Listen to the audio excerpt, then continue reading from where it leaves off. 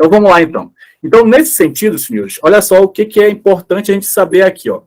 Esse conteúdo aqui que vai cair na prova de vocês, que é a base, então, aqui da ocupação colonial, tu precisa entender que ele tem, então, um comando para a gente poder entender aqui. Olha só. O que precisa saber aqui, ó?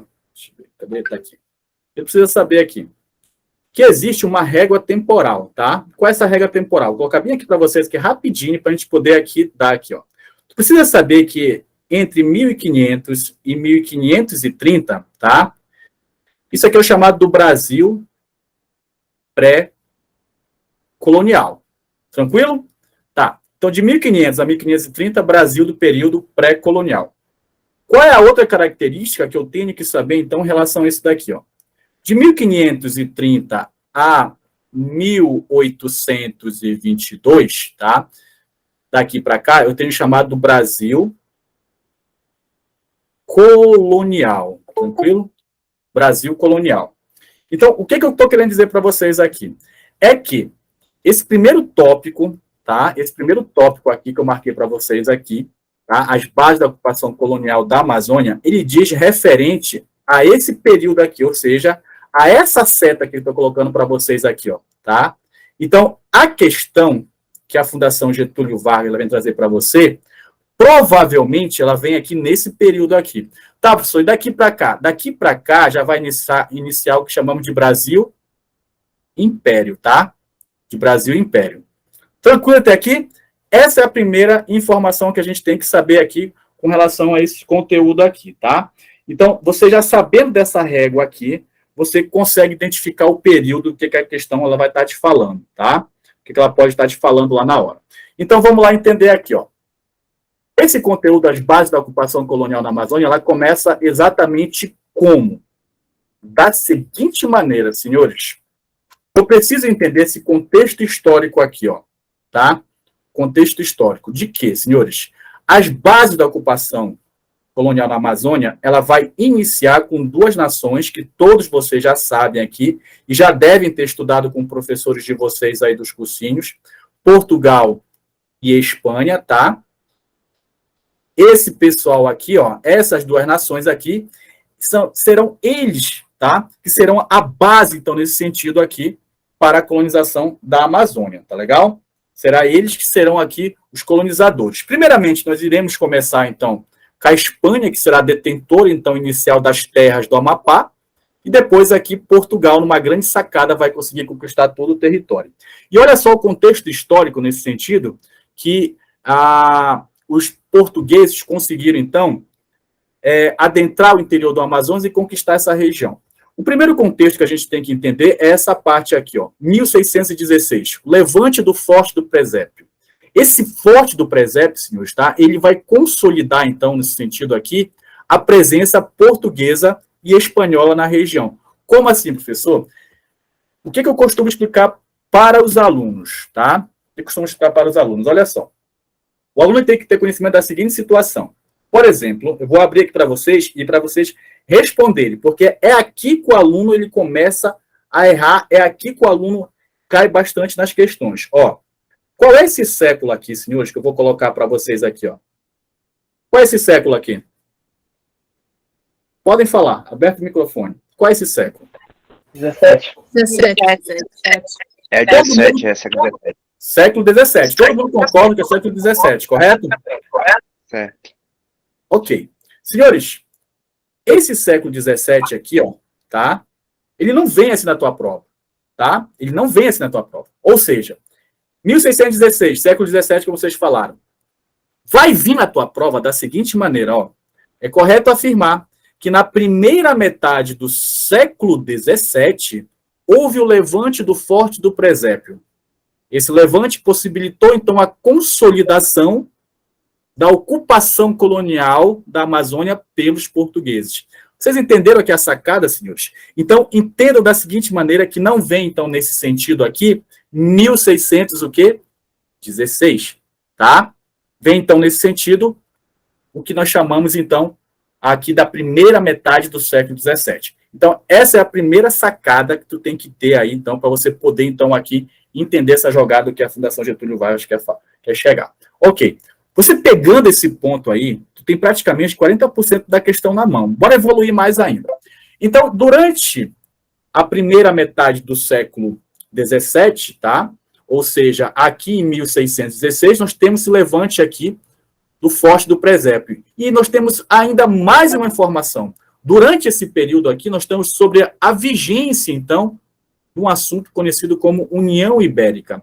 Essa vigência desse conteúdo aqui da União Ibérica, senhores, para quem não sabe, tá? Café com leite aqui ainda, essa questão aqui, ó, vai acontecer em 1580 e vai até 1640. Então, olha outra informação que pode vir na tua prova, tá? Isso aqui é o período da União Ibérica, aqui, ó, período da União Ibérica. Então, eu posso perguntar para vocês assim, ó, é correto afirmar que na primeira metade do século XVII houve o levante do Forte do Presépio por portugueses e espanhóis durante o período da União Ibérica? Certo ou errado a questão? Certo. Tá? E aí...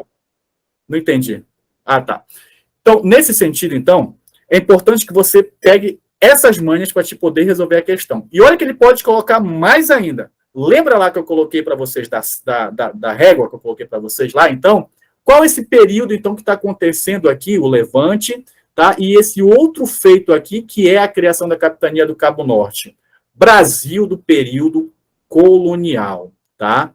Brasil do período colonial. Então, Brasil colonial aqui nesse sentido. Cara, você entendendo isso daqui, você consegue resolver praticamente as questões relacionadas, então, nesse sentido, sobre as primeiras etapas dessa ocupação colonial na Amazônia, tá? Ah, professor, eu vi numa aula que o professor colocava lá os aruaques, aqueles pessoal dos indígenas do dia, que eles foram a base da ocupação. Mas atentem só, a seguinte situação. Eu não discordo que os caras que eles estavam aqui dentro dessa ocupação. Só que o contexto do edital, ele fala colonial. E dentro dessa questão colonial aqui, tá? Essa referência histórica, ela começa a partir de 1500. Nós temos a seguinte situação aqui. Então, o que eu estou colocando para vocês aqui? É para vocês se ligarem na referência tempo e espaço, ó. Em 1500 aqui, ó, nós temos uma transição de pensamento. Qual é a transição de pensamento? É que nós passamos aqui da Idade Média para a idade, então, aqui, ó, moderna, tá? Aqui, ó. Então, de 1500 para cá, vai começar o Brasil colonial. De 1500 para baixo, pode acontecer dois períodos. Qual é? O período das grandes navegações para cá, ou o período que chamamos de pré-colombiano, tá? Então, o que os livros amapaenses cobram mais, tá? Ele cobra aqui, nesse sentido, o período das grandes navegações. Tranquilo? Então, provei para vocês aqui, nesse sentido, por que é importante a gente estudar a partir de 1500, então, que vai ser a base, então, da ocupação aqui colonial da Amazônia com essas duas nações aqui. Bom, vamos seguir, então, para mais informações, e aí a gente vai seguindo aqui. Deixa eu só apagar essa parte aqui. Tá? Bom, entendido dessa parte aqui, vamos seguir. Que é novo, tem que ir só na manha aqui. Vamos lá, então. 1637, senhores, primeira, agora tu já lê assim, tá? Toda vez que tu vê o século aí, tu vai ler assim, ó. Tu vai ler assim, da seguinte maneira aqui, ó. Toda vez que tu lê mais a cachaça. Peraí. Toda vez que tu lê aqui o século, agora tu vai ler assim, tu vai ler junto comigo aqui, ó. 1637, primeira metade do século 17, tá? Primeira metade do século 17. Então, na primeira metade do século 17, foi criada, então, a Capitania do Cabo Norte. Olha só, a Capitania do Cabo Norte. Tranquilo? Então, na primeira metade do século 17, foi criada, então, aqui a Capitania do Cabo Norte durante o período da União Ibérica, tá? Nós temos aqui em 1621, entre esses dois fatos aqui, ó, sendo criado, então, aqui ainda na primeira metade do século 17, a criação do Estado do Maranhão, tá? Do Estado do Maranhão. Em 1640, nós teremos aqui, então, já o final da União Ibérica, aqui, ó, ela termina aqui, tá? E aí Portugal, ele volta a ser uma nação independente. Espera aí, o pessoal não entende o que é União Ibérica. Recapitulando rapidinho. União Ibérica era quando, então, Portugal estava sob o domínio da Espanha, ou seja, a Espanha governava Portugal, então eles eram uma nação só, tá? Eles eram uma nação só. E aí Portugal, cara, ele vai se aproveitar dessa, então,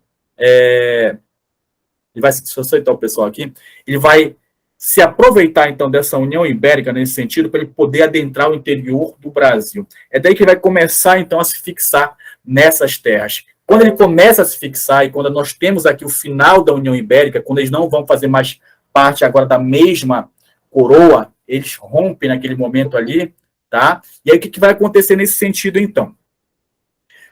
Portugal, que já havia adentrado o interior do Brasil, ele vai, então, aqui usar essa teoria do uti possidetis e vai dizer a seguinte situação: olha, Espanha, eu adentrei o teu território e agora estou fixado aqui nas tuas bases, estou ocupando. A Espanha pega e fala assim, mas olha, Portugal, essas terras são minhas.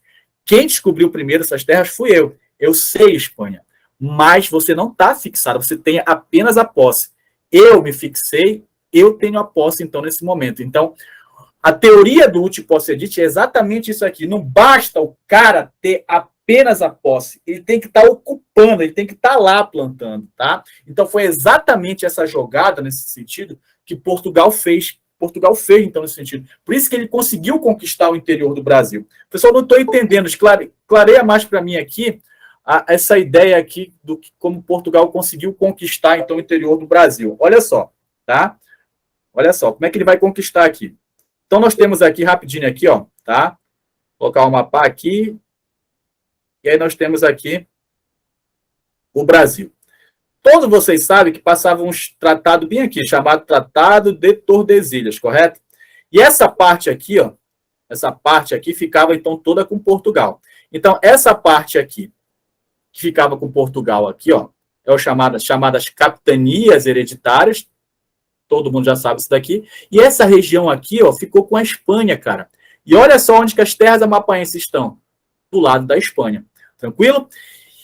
Com a União Ibérica, esse tratado aqui, ele perde praticamente a funcionalidade dele, tá? Ou seja, porque passa a ser somente uma união. A Espanha começa, então, naquele momento, a governar Portugal. Portugal, então, passa, então, a ser Espanha, Espanha passa a ser Portugal. Então, tudo que era da Espanha passa a ser de Portugal. E tudo que era de Portugal passa a ser da Espanha. Inclusive os inimigos e as dívidas. E olha só, então, nesse tipo que vai acontecer aqui, ó.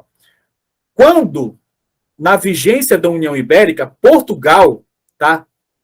Partindo do seguinte pressuposto, já que somos uma nação só, não tem problema, então, eu sair aqui e me fixando nessas regiões aqui, ó. Foi exatamente isso que aconteceu. Quando terminou, então, aqui o processo da União Ibérica, a Espanha veio pedir as terras novamente, Portugal usou a teoria do uti possidetis. Olha, eu me fixei, estou na região, agora eu tenho a posse e estou, nesse sentido, também fixado na região.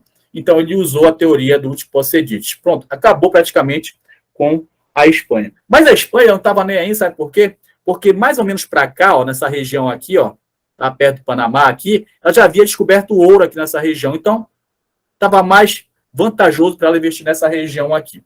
Bom, didaticamente, resumidamente, é isso que acontece durante 1640, tá? Vamos aqui rapidamente falar sobre esse estado aqui, ó, a criação do estado do Maranhão. Rapidinho, olha só.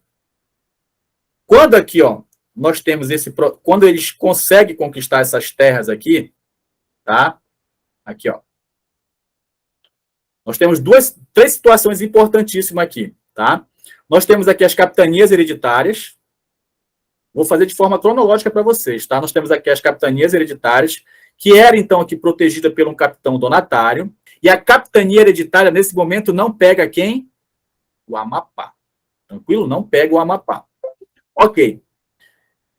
Todos vocês sabem que as capitanias hereditárias não vão prosperar, com exceção de duas. Não vão prosperar. Muito bem. Então, o que vai acontecer? Eles decidem, então, naquele momento, um outro plano. O que vão colocar, então?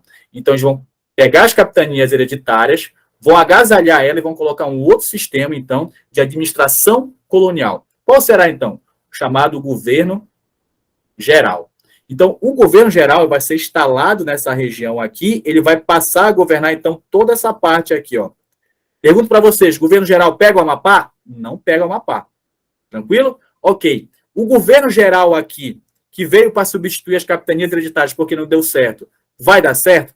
Também não vai funcionar. Então, aqui, o governo geral não funciona e eles vão ter aqui uma outra ideia. Qual? Vão, então, nesse sentido, criar os governos gerais. Como, professor? Cara, é aqui que a coisa começa a ficar interessante. Eles dividem esse pequeno lotezinho aqui, ó, no meio. E aí colocam, então, nesse sentido, um governador aqui e outro governador aqui, ó, tá? Para poder, então, administrar essa parte aqui de terra. Muito bem. Os governos gerais pegam o Amapá? Não pegam o Amapá. Os governos gerais vão funcionar? Não vão funcionar. Mais uma vez. E agora, o que será feito, então, nesse sentido? Cara, já que dessa maneira não estava dando para governar, então, nesse sentido, os caras simplesmente, eles decidem, então, cara, nesse sentido aqui, só aqui rapidinho, eles decidem, então, aqui nesse momento, dividir o Brasil agora nesse sentido aqui, ó. Eles pegam daqui e dividem o Brasil aqui, ó. Olha só que foda. Quando isso, professor? Em 1621, tá? Essa parte aqui que vai ser criada aqui vai ser chamada, então, o Estado do Maranhão. Tranquilo? Vai ser chamado Estado do Maranhão. Então, nesse sentido, é correto afirmar que durante a criação do Estado do Maranhão, o Amapá pertence, então, a esse Estado? Sim ou não? Sim. Tranquilo? Beleza. E essa outra terra aqui, professor, que ficou, esse outro pedaço aqui vai ficar conhecido, então, como Estado do Brasil, tá? Estado do Brasil. Importante que a gente saiba essa parte aqui, tranquilo? Estado do Brasil. Bacana?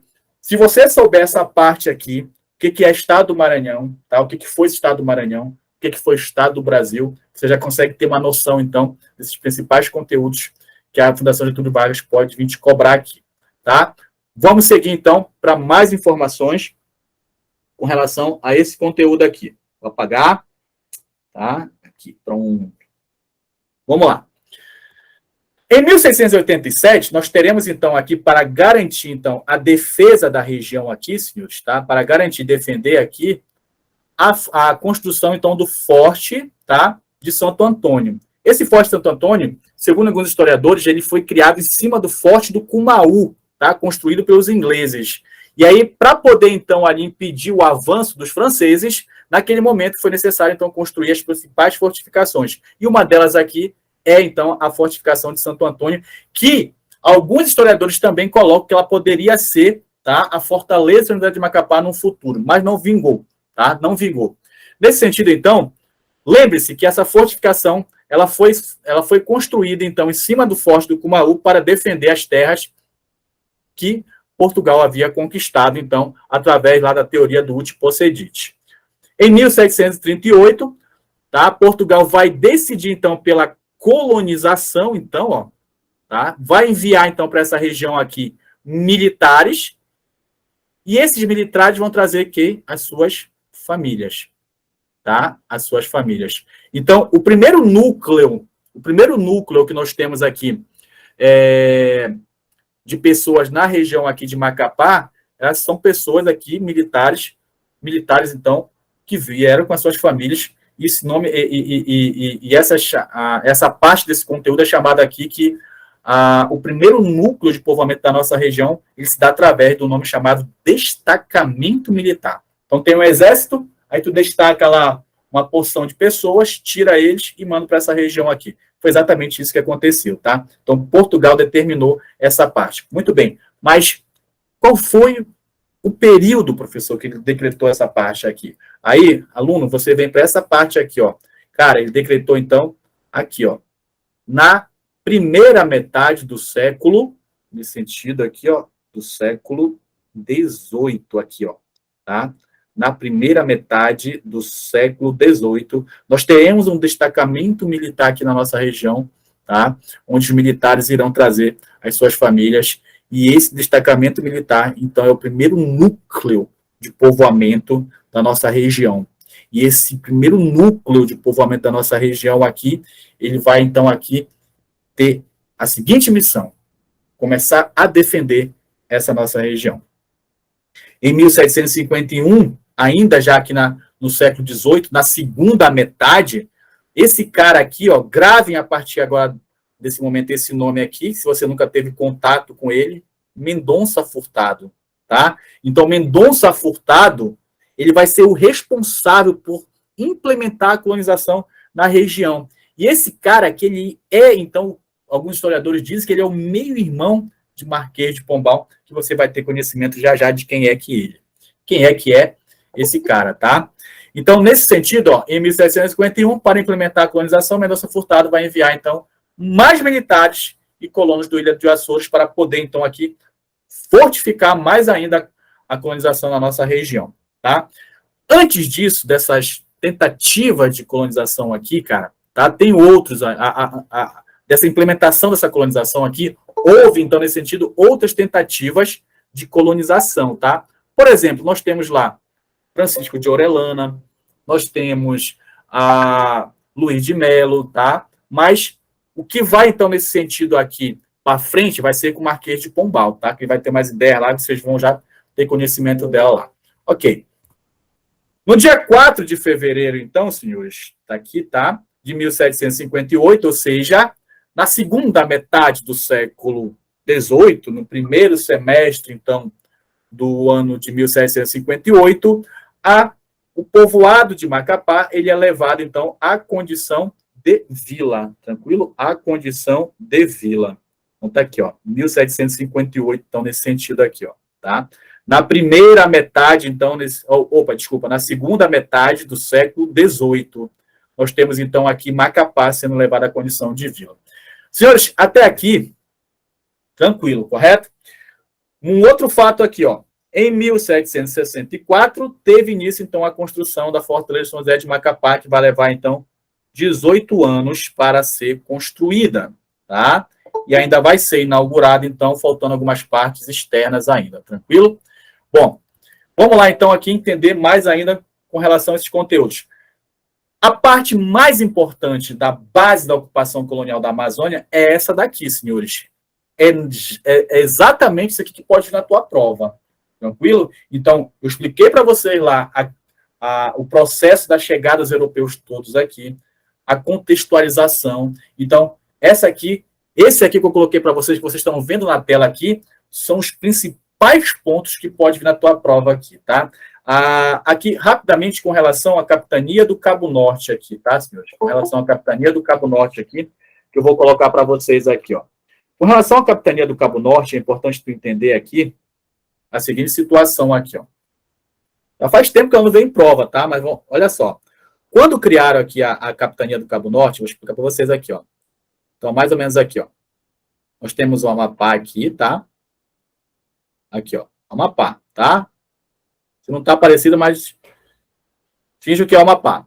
Então, olha só. Quando criaram a Capitania do Cabo Norte, é a primeira vez que vai se delimitar, então, aqui a nossa região. É a primeira vez que nós vamos ter saber onde que começa as nossas terras e onde que termina, tá? Então, quando eles começaram, então, a fazer aqui a delimitação da Capitania do Cabo Norte, em 1637, o primeiro limite que nós temos, então, aqui das terras amapaense é o que chamamos, então, de Rio Paru. Tá? E onde é que fica esse Rio Paru? Bem aqui, ó, tá? Próximo da cidade aqui de Almeirinha, aqui nessa região, tá? E o outro, professor, o outro limite que nós teremos aqui, tá, senhores? Aqui, ó, será o Rio Oiapoque, tá? O Rio Oiapoque. Aqui, ó. E o outro limite, professor? Bem aqui, o Rio Amazonas vem por aqui, ó. O Rio Amazonas, tá? Vem nessa parte aqui, ó. Então, o outro limite que nós teremos aqui, então, será, então, o Rio Amazonas, tá? O Rio Amazonas. Tira print aí, já anota aí. Tá. Por que eu falei isso aqui para vocês? É porque, senhores, bem aqui, ó, tá? Existe um rio, deixa eu mudar aqui de cor para vocês melhor entender aqui. Bem aqui existe um rio chamado, aqui, ó. Bem aqui, para quem não é da região, bem aqui existe um rio chamado Rio Jari, tá? Rio Jari. E esse Rio Jari, atualmente, ele é a fronteira natural entre o Amapá Rio Pará. Então, se vier na tua prova perguntando assim, olha, é correto afirmar que na primeira metade, então, aqui, ó, do século XVII, tá? É correto afirmar que na primeira metade do século XVII, um dos limites da capitania do Cabo Norte era o Rio Jari? Vai estar certo ou vai estar errada a questão? Vai estar errada, animal. Por quê? Porque, primeiramente, o limite inicial aqui do Rio Paru, aliás, da capitania do Cabo Norte, é o Rio Paru, esse daqui. Mas atenção, o Rio Jari, ele faz parte da capitania do Cabo Norte? Faz. Só que ele não é o limite naquele momento, então, das terras amapaenses. Tranquilo? Então, com o passar do tempo, nós vamos perder esse território aqui, tá? Nós vamos perder esse território aqui, e aí o Rio Jari vai se consagrar, então, como a fronteira, então, natural entre o Pará e o Amapá. Tranquilo? Isso aqui é uma das mais informações que eu queria trazer para vocês aí, que já faz tempo que não vem em prova, tá? Vamos lá continuar, então, nesse sentido. Tá? Então, se tiver que vir alguma questão para vocês dessa primeira parte aqui, vai ser, então, com relação a essa parte aqui, tá? Desse conteúdo que está aqui para vocês descrito aqui. Ok? Segue o enterro. Vamos lá, então. Foi assim que os portugueses se apossaram dessas terras. Bom, o segundo conteúdo agora, senhores, que está lá no edital de vocês aí, como todos vocês viram aqui. As políticas do Estado português. Professor, como assim? Entende da seguinte maneira aqui, ó. Entenda da seguinte maneira. Tu tá acompanhando que eles conseguiram se fixar nessa região. Tu conseguiu entender, então, que eles se fixaram na região e começaram, então, ali a colonizar. Então, eles precisam, naquele momento ali, proteger aquela região. Eles precisam, então, naquele momento ali, dar alguma função para essas terras que eles acabaram de conquistar. Então, o que nós vamos fazer com essa terra? Para que tu compra uma terra? Para que tu conquista uma terra? Ora, é para construir casas? É para fazer alguma especulação? É para atrair algum comércio? Basicamente era isso. Aí nós vamos usar aqui um contexto internacional.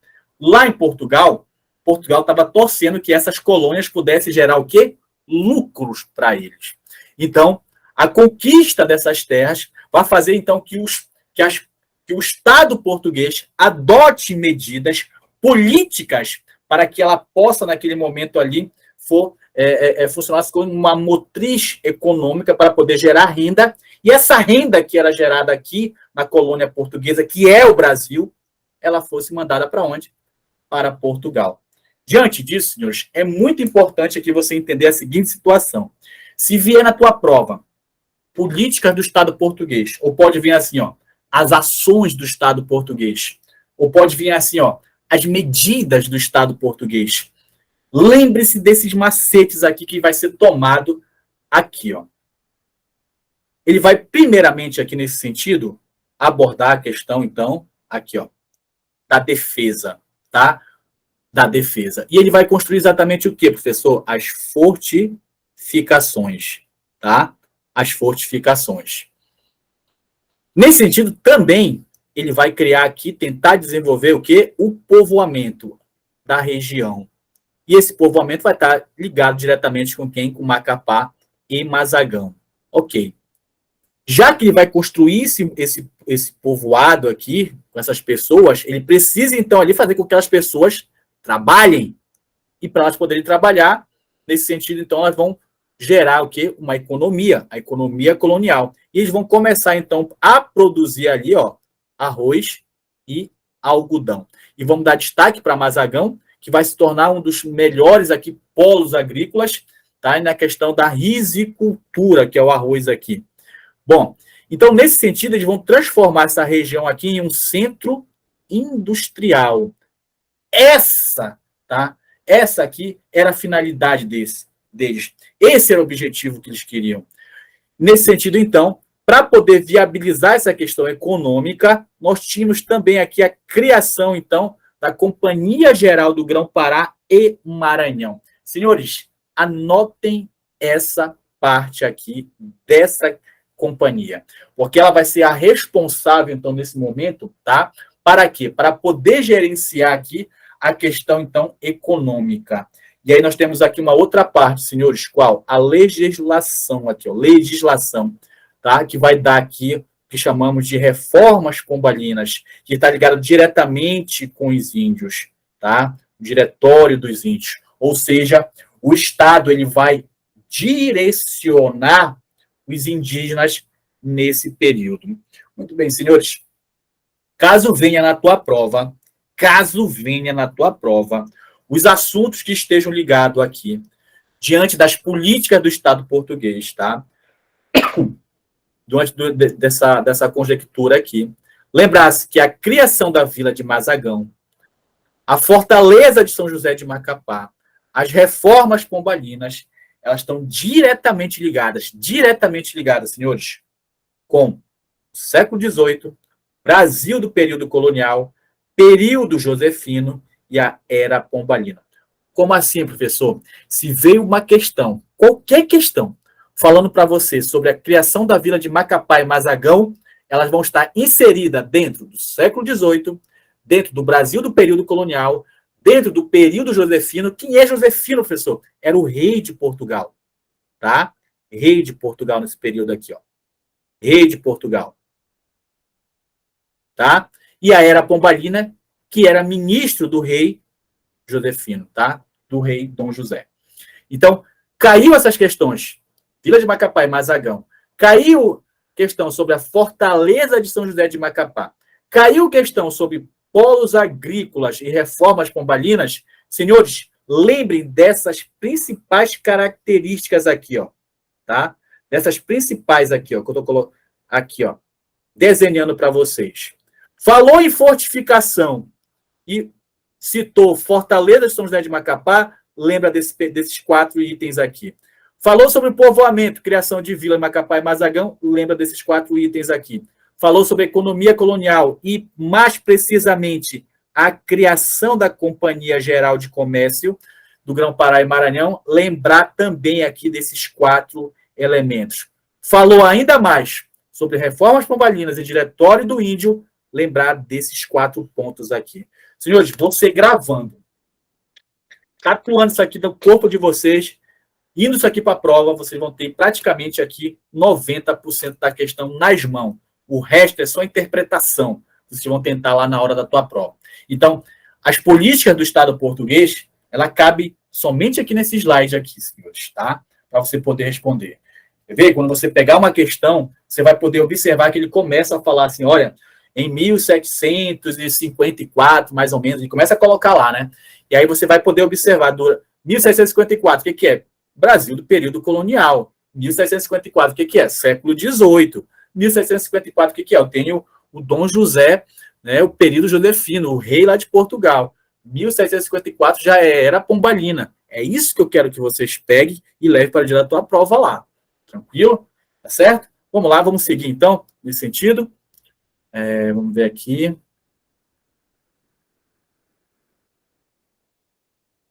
Vamos lá.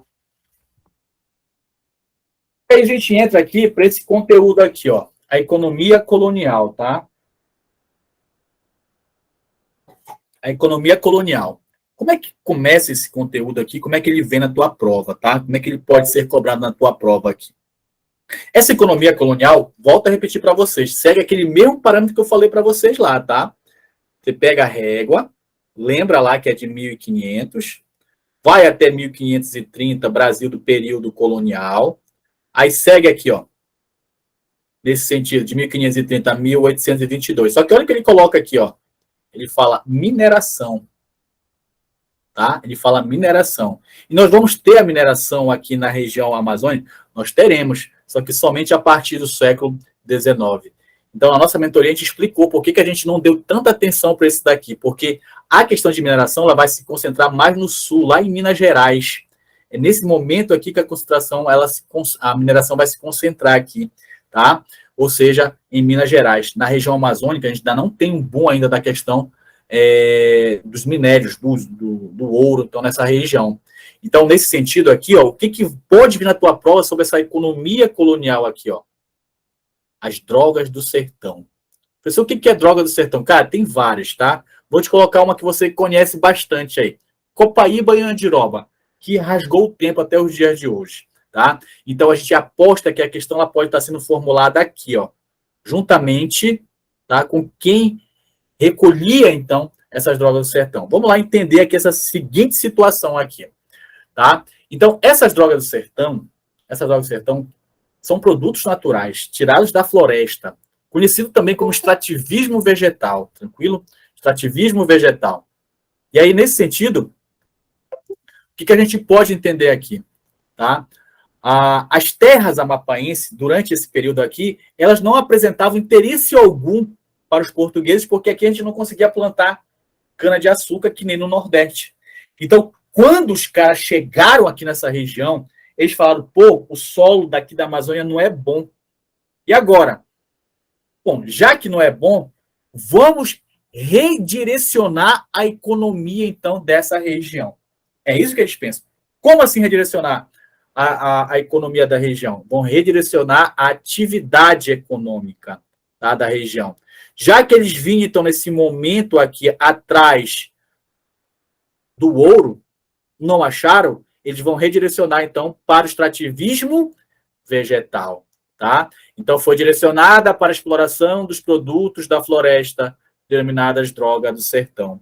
E a gente precisa saber aqui, entender quem era que realizava, então, a coleta dessas drogas do sertão. Será que era o escravo africano? Será que era o indígena? Não, senhores. A palavra que vocês vão ouvir lá, tá? É aqui, ó. Vocês devem procurar lá nesse sentido, então. Se chamará aqui, então, aqui, ó, predominância, tá? A mão de obra aqui, ó. Predominância. Vai predominar a indígena, tá? A indígena. Por quê, professor? Senhores, os caras estão no território deles, tá? Eles sabem, eles conhecem aqui a questão da floresta. Então, basicamente, nesse sentido, eles saberiam tudo com relação a onde estavam as principais drogas do sertão. Para ir lá, coletar, trazer, então, para quem era de sua tutela e vender esse produto. Então, quem era que tirava as drogas do sertão? Gravem já. Era, então, os indígenas. Tranquilo? Ok. Nós temos aqui, com relação, então, a essa parte aqui, ó, do escravismo. Então, o que eu tenho que entender sobre a questão do escravismo aqui? Eu tenho que lembrar que, oficialmente, os primeiros negros a serem introduzidos no Amapá foi aqui, ó, em 1751. Opa, qual é esse período aqui? Então, isso aqui é segunda metade do século XVIII. Então, eu posso falar assim, ó, é correto afirmar que na segunda metade do século XVIII, nós temos nas terras amapaenses, oficialmente, a introdução de escravos negros africanos na nossa região? Certo ou errado? Certo. Atente, alunos, porque eles podem te cobrar dessa maneira aí, tá? Então, o governo na época aqui, que era Mendonça Furtado, que era o governador do Maranhão, tá? Ele vai implementar a colonização, vai trazer essas famílias, né, de colonos portugueses lá dos Açores, e com elas aqui vem vários negros aqui para a região. Tá? O que eu tenho que lembrar aqui? Eu tenho que lembrar aqui os séculos XVI, o século XVII, a metade do século XVIII. A igreja, então, aqui, ó, ela tinha um poder econômico sobre as drogas do sertão em relação à mão de obra indígena. O que é isso, professor? Não entendi. É simples. Quem comandava a economia colonial até esse período que eu acabei de colocar para vocês aqui, senhores, praticamente quem predominava economicamente aqui era a igreja.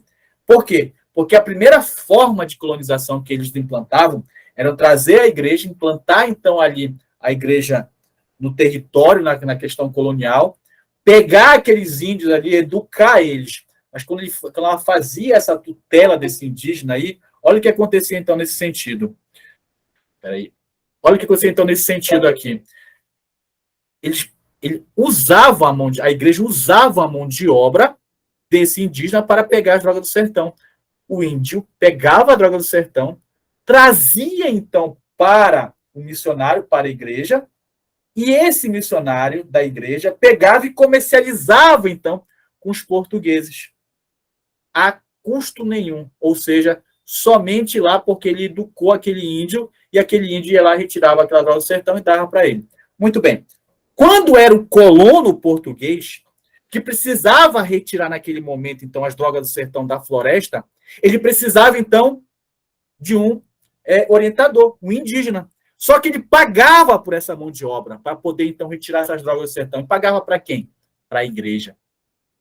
Então, quando ele pegava o índio para trabalhar para ele, o índio iria lá, então, na floresta, retirava aquela droga do sertão para o colono, então, só que o colono tinha pagado para ele lá aquela mão de obra naquele momento, coisa que a igreja não tinha. Isso daí influencia demais, sabe quem, senhores? Marquês de Pombal. Como pode eu, que juntamente com o Estado português, conseguimos conquistar essas terras e a igreja está parecendo implantar um Estado dentro da Amazônia? Não vou permitir isso. É nesse momento, então, que nós temos, naquele sentido, o racha entre o Estado e a igreja, porque Marquês de Pombal não vai aceitar, de forma alguma, a igreja tendo como monopólio econômico aquela região amazônica. E nesse sentido, ele cria a seguinte situação: eu vou acabar com essa economia religiosa. De que forma? É nesse momento que ele cria, então, as companhias de comércio. Essas companhias de comércio, elas serão, então, ali a força motriz que vai dominar a economia colonial. Mas como, professor, se os missionários ainda estão naquela região? Ele vai expulsar os caras de lá. Ele expulsa, então, todos os missionários da região e toma, naquele momento, o poder econômico, que antes pertencia à igreja, passa agora a pertencer ao Estado. E quem era, então, a fiscalizadora, então, a partir desse momento? Seriam as companhias, então, de comércio, tá, que ele cria. Aqui na nossa região, a Companhia de Comércio Grão-Pará do Estado, a Companhia de Comércio Grão-Pará e Maranhão, tá? Então, com a Era Pombalina e com a instituição das companhias de comércio, principalmente Grão-Pará e Maranhão, o Estado assume, olha só a palavra aqui, ó, o monopólio de quê? Da economia colonial. E aí nós temos mais situação. Essa economia colonial está diretamente ligada com a navegação comercial e o tráfico negreiro.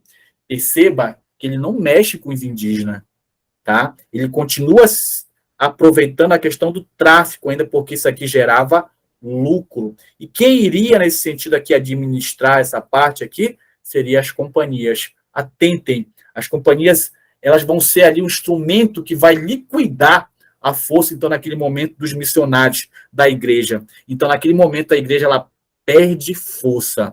Então, se vier a tua prova, que nós tivemos durante a Era Pombalina um racha entre o Estado e a igreja, a questão ela vai estar correta, tá? E aí analise o que ela vai te pedir nesse sentido, porque para poder liquidar esse poder da igreja, Marquês de Pombal, que é um déspota esclarecido, ele vai, então, criar essas companhias justamente ali para poder ter o monopólio da região aqui, ó, monopólio da economia colonial da Amazônia. Foda, né? Então, o que pode na minha prova em relação a isso daqui, senhores? Essa parte aí, tá? Esse conteúdo aqui, ó. Então, gravem para vocês essa questão aqui, tá? Que pode ir na tua prova. Professor, e com relação aqui aos contrabandos aqui, ó. Com relação à questão do contrabando, acredito que não venha. Por quê? Porque aqui nós temos aqui o contrabando, que ele pode estar falando tanto da questão do escravismo, quanto da questão da mineração, que era bem pouca naquele momento aqui. Mas nós temos um contrabandista aqui muito... Quem foi que levantou a mão? A Lucilene, é isso mesmo? Se tiver alguma dúvida, fala aí, Lu. O que o livro ele fala é que com elas acompanharam vários negros. Mas antes disso daí, a gente tem, não oficialmente, tá? Não oficialmente, nós temos a entrada em 1949, não, em 1749, a entrada de negros também não oficialmente aqui na nossa região, tá? Mas os negros que vinham para cá, todos eles eram escravos aqui nesse sentido, tá? Todos eles, tá bom? Como gerava bastante lucro, cara, e esses lucros aí eles precisavam concentrar, então eles pegaram, então, a criar as companhias, além de dar o golpe na igreja, eles pegaram esse monopólio todinho aí. Então, por isso que o livro de Paulo Dias Moraes, ele cita, então, aí que as companhias de comércio criado por Marquês de Pombal, eles vão gerar o monopólio da economia colonial. E eles vão segurar lá a navegação comercial, ou seja, somente entre a metrópole e a colônia vai haver, então, aquela venda de produtos, e aí ele vai comandar o tráfico negreiro. Esse tráfico negreiro aqui só poderia ser feito, então, nesse sentido, pelas companhias, tá? Por isso que tem aqui, nesse sentido, essa outra parte aqui, que é o do escravismo, aqui que eu coloquei, do contrabando aqui para vocês aqui, ó. Existia um cara chamado aqui, ó, Francisco Portillo, tá? Que ele, então, nesse sentido, ele era um contrabandista de escravos, tanto indígena quanto africano. E isso daqui mexia muito com os governadores do Pará, nesse sentido. Por quê? Porque ele estava fazendo contrabando de escravos e os governadores do Pará, daquela região, sabiam que aquilo ali era irregular, mas eles não mexiam com ele, com o Portillo. Por quê? Porque o Portillo tinha muitos escravos e era bastante, então, ali orientado por tropas indígenas, tribos indígenas, desculpa, tá? E aquilo ali gerava um certo medo. Então, mas antes, então, os governadores do Pará, o governador do Pará ter ele como amigo do que como inimigo. Então, muitas vezes fazia a vista grossa aqui, mas esse cara aqui, contrabandista, ele vai dar até a origem à cidade de Santana, tá? Portillo Melo. Tranquilo? E as rotas são as rotas de fuga, as rotas fluviais, tá? Rio Araguari, o Rio Vila Nova, tá?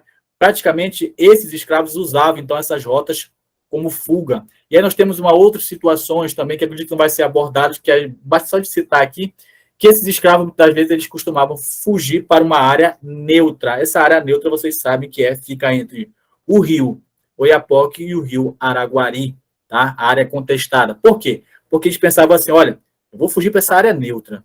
Então, eu sei que ali não é nem de Portugal e nem da França.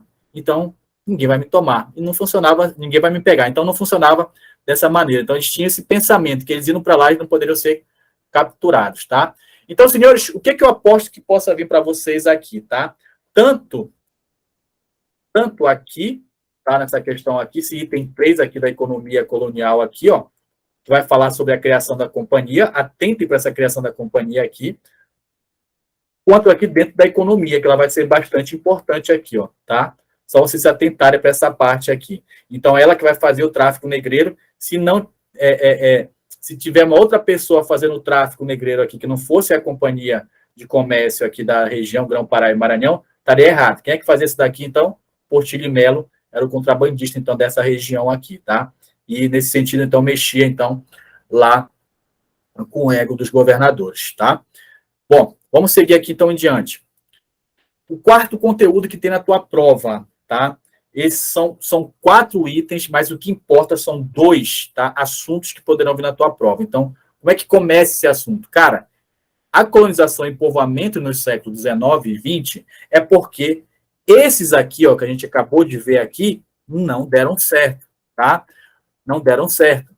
Só falando aqui rapidamente aqui, que a colonização aqui, que Marquês de Pombal ele vai tentar fazer nessa parte, aquela parte da seguinte situação aqui, ó.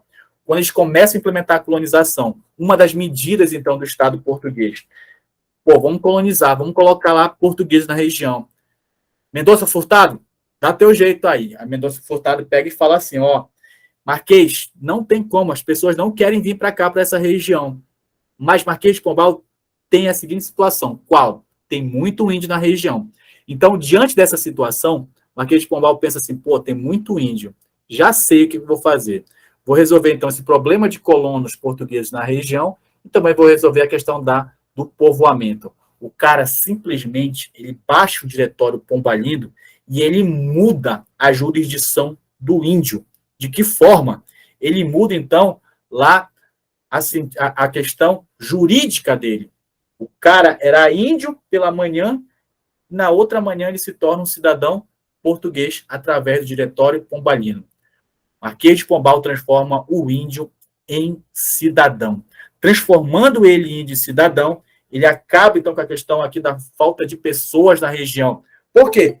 Porque, tecnicamente falando, aqueles índios agora passam a ser cidadão o quê? Português. E acaba com a questão, então, do povoamento. Esses índios já estão ali povoando a região, são pessoas do Estado, são súditos agora da coroa. Olha que foda. Olha qual foi a jogada dele nesse sentido. Vai dar certo isso daí? Não vai dar certo, porque senão até hoje nós teríamos essa condição. Então, esse quarto item aqui, que é o do edital de vocês, que fala sobre a colonização e povoamento já nos séculos XIX e XX, Ele quer saber como é que acontece esse novo povoamento, essa nova colonização da Amazônia. Os anteriores vocês já conheceram, que foi lá com o Marquês de Pombal, fazendo então toda esse trocadilho lá para eles poderem então incluir o índio agora como cidadão português na Amazônia, trocando a jurisdição dele, transformando ele em cidadão. E agora? No século XIX e XX, como é que vai se dar, então, essa nova colonização, esses novos povoamentos? Aí, senhores, que a gente entra aqui no assunto que sempre vem na tua prova, tá? Existem 4 conteúdos, mas o que é mais importante para vir na tua prova são esses aqui, tá? Aqui, ó. Esses dois aqui. O ciclo da borracha, tá? O primeiro ciclo aqui nesse que eu estou colocando para vocês, primeiro e segundo ciclo. E o que eu preciso saber do ciclo da borracha? Que a mão de obra aqui vai estar então, vai estar diretamente ligada com quem? Com os nordestinos, tá? Com os nordestinos. Professor, é exclusividade? Não. É predominância. Predominou, então, a mão de obra nordestina. E por que esses caras estavam vindo, então, para a nossa região aqui da Amazônia? Porque estavam fugindo das secas, tá? Que havia acontecido, então, entre 77 e 78. Tá? Então, quando eles chegavam aqui na nossa região, que eles iam, então, para retirar a matéria-prima, conhecida como látex, né? Aqui da borracha, eles passavam, então, pelo sistema de aviamento, cara. E o que seria esse sistema de aviamento? Quem passaria para isso daí, professor? O seringueiro, tá? O seringueiro passava, então, pelo sistema de aviamento que, nesse sentido, beneficiava somente os exportadores que faziam as grandes fortunas. Então, esse sistema de aviamento, ele pode vir na tua prova, então, ali como a palavra aqui, ó, semi-escravidão, aqui, ó. Pode na prova como semi-escravidão. Então, sistema de aviamento igual a semi-escravidão, semi-escravidão é igual sistema de aviamento. Aí tu precisa conhecer, então, aqui a sociedade que está ligada da borracha, tá? Então, nós temos aqui, ó, o seringal, tá? O seringal. Nós teremos aqui o seringalista, tá? O seringalista.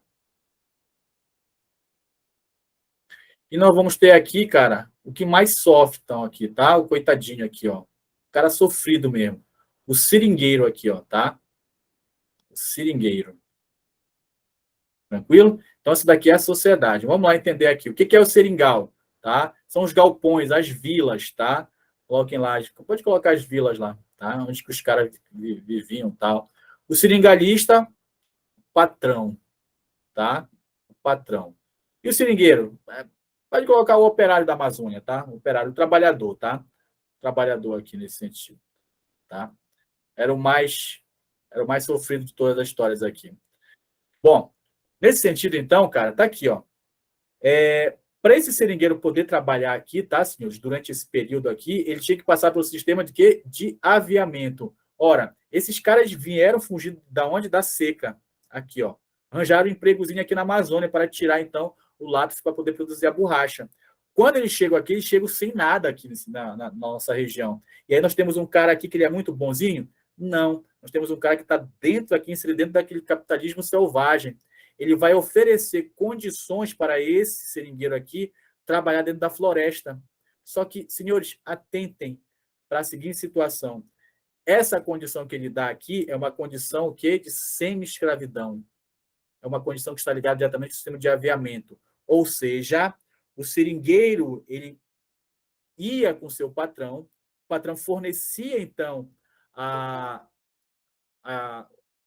só um instante de aceitar aqui.